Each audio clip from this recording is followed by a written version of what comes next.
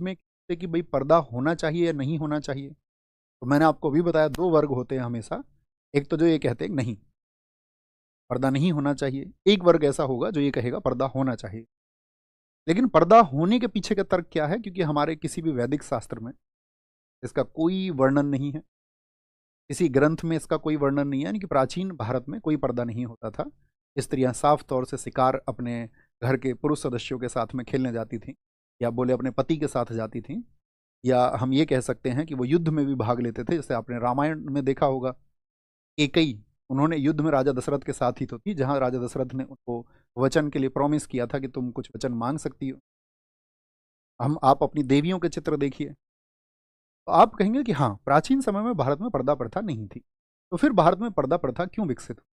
तो भारत में पर्दा प्रथा विकसित होती है जो आपका 12th सेंचुरी है, 12वीं शताब्दी में, जब यहाँ पर मुस्लिम आक्रमणकारी आए।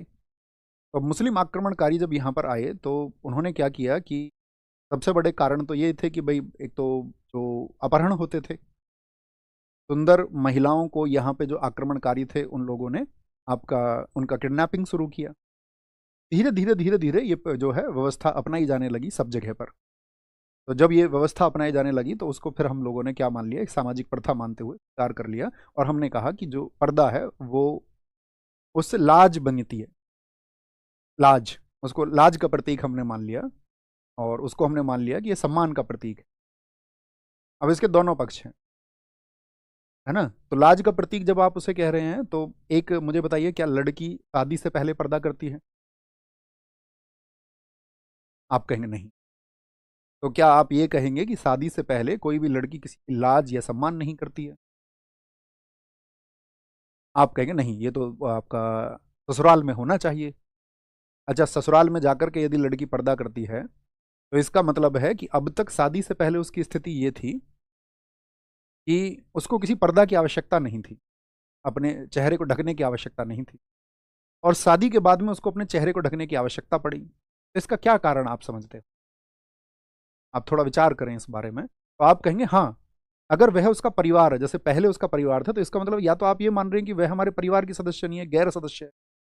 यदि आप उसे अपने परिवार की सदस्य मान रहे हैं, यदि उसका ससुर उसको अपनी बेटी की तरह समझता है, या उसका घर में जो भी बड़े सदस्य हैं वो उसको अपने बेटी की तरह यदि समझते हैं, तो वहां बेटी को तो फिर उस पर्दे की आवश्यकता नहीं है, क्योंकि शादी से पहले आवश्यकता नहीं थी। अच्छा, दूसरा फैक्टर ये है कि क्या सिर्फ पर्दा कर लेने मात्र से सही में सम्मान हो जाता है? या जो पर्दा करती हैं वो असम्मान नहीं करती? या जो पर्दा करती हैं वो झगड़ा नहीं करती, कलेश नहीं करती, कलह नहीं करती? तो पर्दा तो कलेश और आपका आंतरिक झगड़ों को नहीं रोकता है। आप सोच विचार करिए जरा अपने पड़ोस के बारे में। तो आप कहेंगे हाँ भैया, वो तो जिसको तो आपका घटना मतलब करनी है कोई भी घटित, तो वो तो पर्दे के अंदर से भी गाली दे देगी, घूंघट के अंदर से गाली दे देगी, या मतलब का आपका अपमान सूचक शब्द बोल देगी। इसमें कौन सा फर्क आएगा? कौन सा पर्दा थोड़ी ना रोक लेगा। तो ये मतलब आपको उसके लिए तार्किक होना पड़ेगा।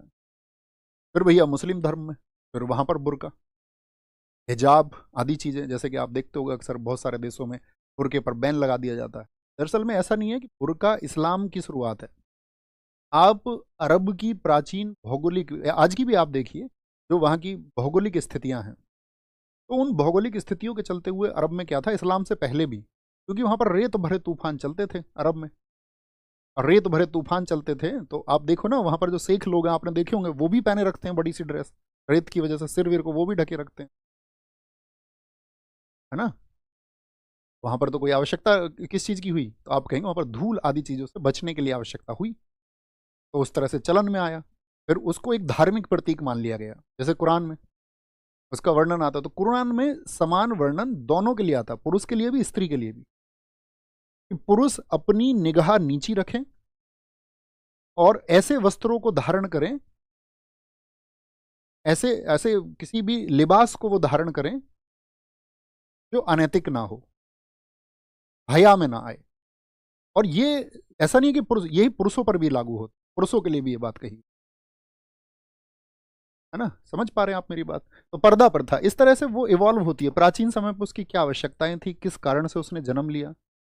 अब मुगलों के समय आपको उस को पर्दे को करने की जरूरत थी, तो आपको लगता है कि आपके परिवार में कोई मुगल है, या आपको उस मुगल से सुरक्षित करना है उसको, क्योंकि चेहरा साथी एक्सप्रेशन का प्रतीक बताया गया है और चेहरे के द्वारा आप व्यक्ति के हाव भाव समझ सकते हो, उसके एक्सप्रेशंस को समझ सकते हो।